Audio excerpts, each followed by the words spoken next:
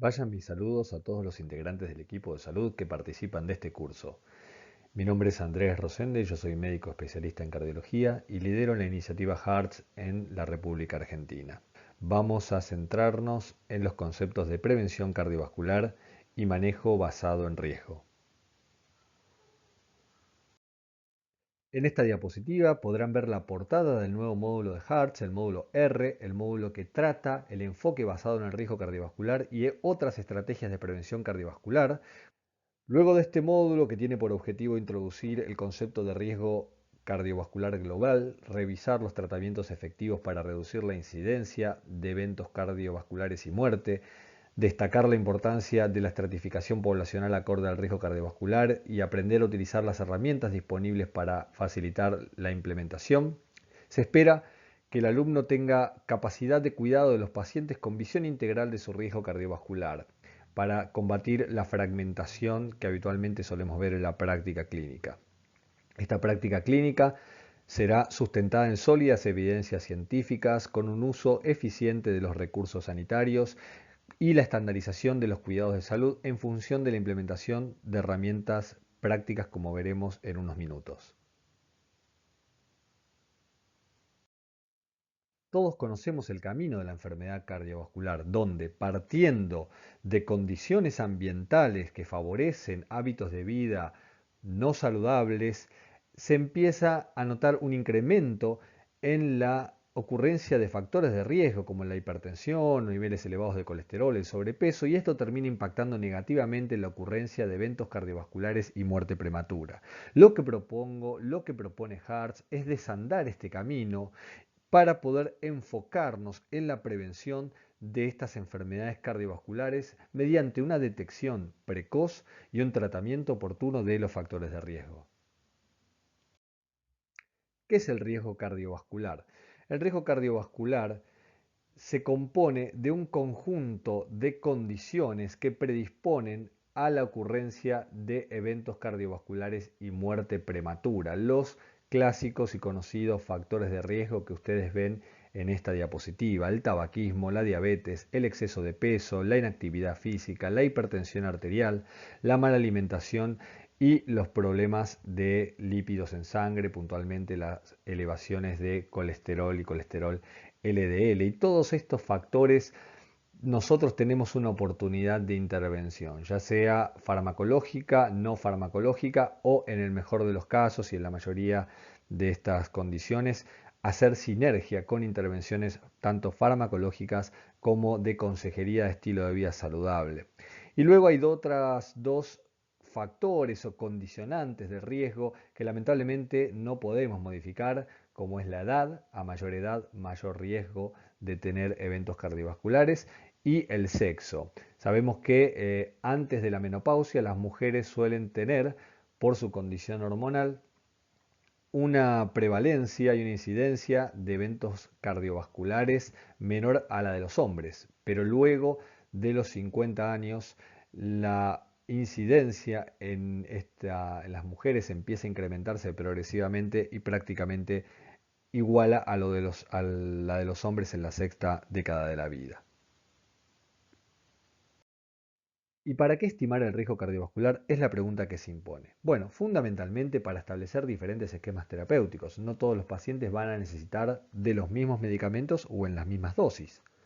Segundo, para definir la necesidad de metas de control más intensivas. Tal vez pacientes de alto riesgo necesiten una intensidad mayor de tratamiento y perseguir metas más estrictas. En tercer lugar, para programar la frecuencia de las visitas al centro de salud. Si nosotros podemos identificar a un paciente y decirle que su riesgo cardiovascular es bajo, tal vez podríamos verlo en un año o en 8 o 9 meses. Pero si identificamos un paciente que su riesgo cardiovascular es alto o muy alto, ese tiempo que ahorramos en el paciente de bajo riesgo se lo podemos dedicar a este que sí va a necesitar controles con mayor frecuencia. Por último, valorar la necesidad de interconsulta o derivación a un especialista para realmente referenciar a aquel paciente en el cual la intervención del cuidado especializado, ya sea mediante un estudio complementario o mediante el ajuste de su tratamiento, puede impactar de manera positiva en la reducción de su riesgo de eventos. Fundamentalmente, la estimación del riesgo cardiovascular mejora los cuidados con un uso eficiente de los recursos e impacta en la reducción de la enfermedad cardiovascular y la muerte prematura. Del tratamiento antihipertensivo mucho se ha hablado y es la estrella de la iniciativa HEARTS. ¿Por qué? Porque el tratamiento de la presión arterial, fundamentalmente con medicamentos, reduce la mortalidad total en un 10%, reduce la mortalidad cardiovascular casi en un 20%, los eventos cardiovasculares combinados, reduce muy fuertemente el ACV, reduce la incidencia de enfermedad coronaria en todas sus formas y reduce también la incidencia de insuficiencia cardíaca casi a la mitad. Es por eso que resulta fundamental que un paciente con presión arterial elevada pueda recibir su tratamiento de manera crónica y sostenida para que sus valores de presión arterial se mantengan por abajo de 140/90.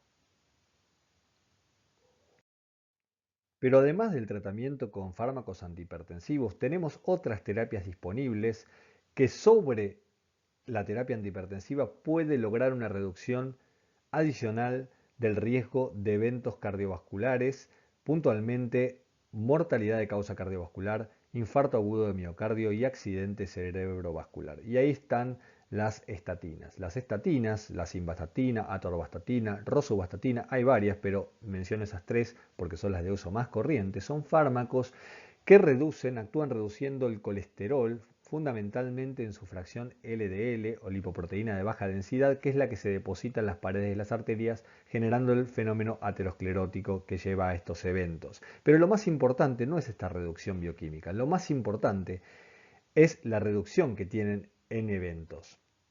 Si ustedes pueden observar esta diapositiva, en violeta tenemos, por ejemplo, 10.000 personas en prevención primaria, quiere decir que tienen condiciones de riesgo pero no han hecho aún ningún evento vascular.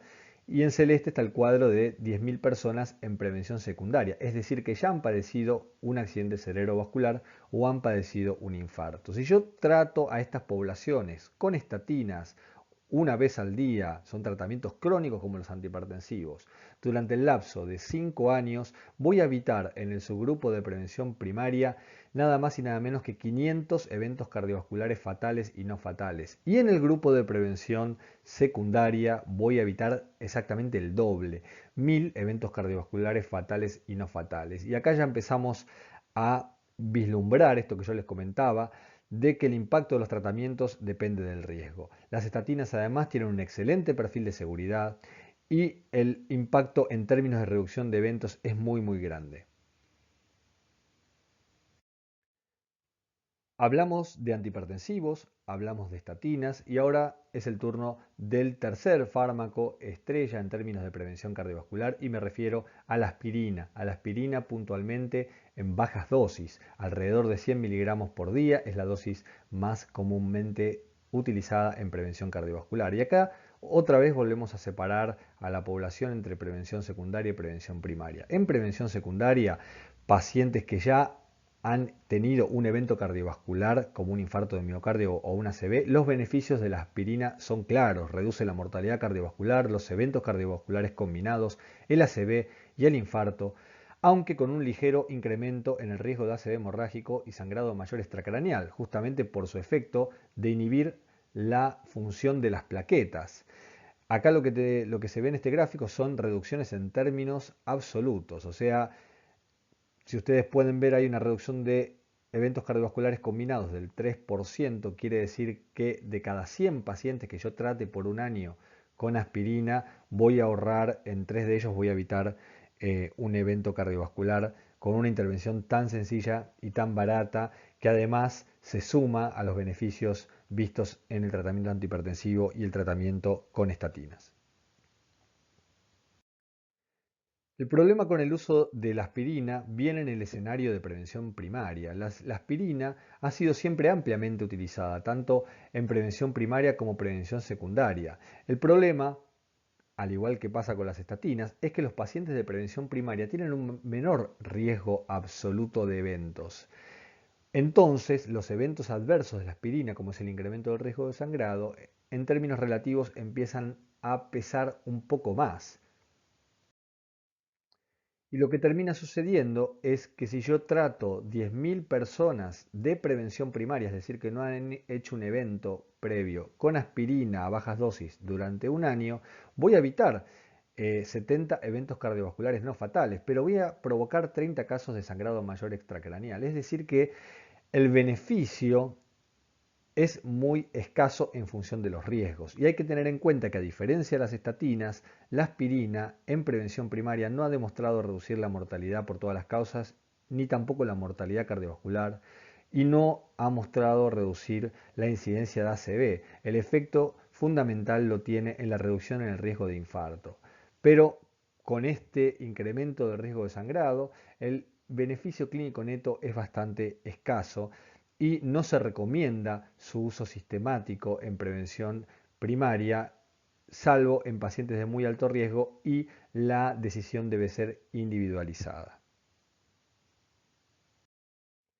Y lo próximo que tenemos que evaluar es cómo estimar el riesgo cardiovascular. Bueno, debemos empezar haciéndonos la siguiente pregunta. ¿El paciente tiene antecedentes de enfermedad cardiovascular, es decir, enfermedad coronaria de algún tipo, enfermedad cerebrovascular o enfermedad vascular periférica?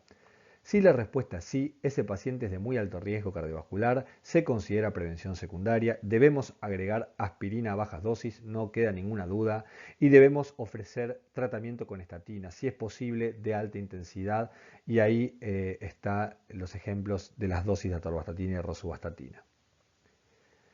Si el paciente no tuvo un evento cardiovascular previamente, debemos interrogar sobre la presencia o no de diabetes. Debemos registrar su sexo, su edad, pesarlo y medirlo. Debemos interrogar sobre el consumo de tabaco.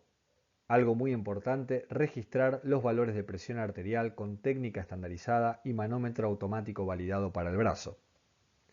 Y finalmente, con toda esta información, identificar la tabla diseñada para nuestra región, para nuestro país, y utilizarla para calcular el riesgo cardiovascular y mejorar así la toma de decisiones clínicas.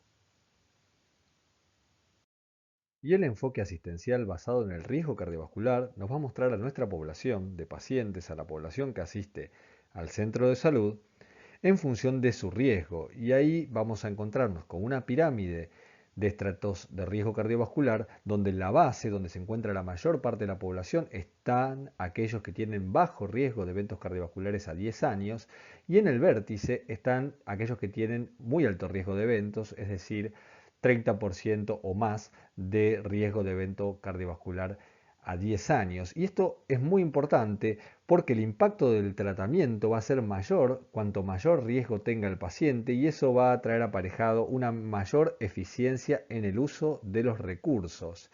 Y en este estrato de riesgo es donde la utilización puntualmente de estatinas en prevención primaria deberíamos empezar a considerarla luego del 10% de riesgo, y se impone sin lugar a dudas por encima del 20% del riesgo.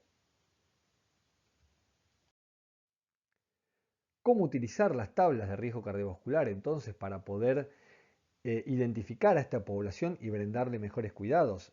Bueno, lo primero que tenemos que hacer es identificar la tabla correspondiente a nuestra región, a nuestro país.